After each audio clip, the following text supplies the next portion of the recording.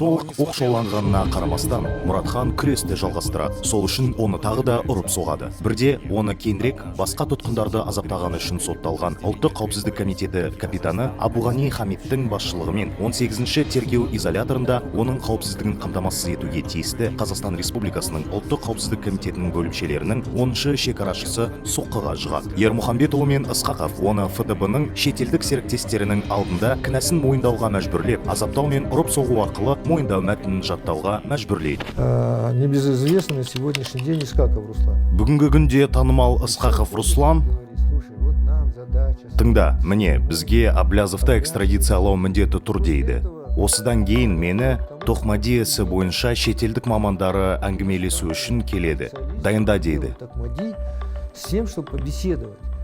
Олар ФБР-ден ғой. Олар бұл іс ақш ФБР-ның қатысуымен жүргізілгенін үнемі атап өтті. Оның үстіне біздің қазақстандықтар көмекке жүгінді. Әрі шетелдіктердің іске қатысуы сенім ұялатады. Бұл қонақтар келді. Мен сол кезде SI-18-де отырдым. Мені Алматыға жеткізді және ұзақ уақыт бойы Мироновпен бір камерада отырдым. Сәрсенбаев Алтынбекті өлтіруге қатысқан Мирон. Мирошниченко, әйтеуір сол мамандар келді, олардың кім екенін білмедім. ФБР ма, ФБР емес пе, мен білмеймін, шынымды айтсам. Олар маған келу керек еді, бірақ материалдарды зерттегеннен кейін ешкімде, мен әрі Тоқмади де күштеп дайындады. Тоқмади қалай сөйлеуге дайындағаны туралы маған Мирошниченко айтып қалды. Жалпы сол адамдар мұның бәрі болмашы дүние деп кетіп қалды.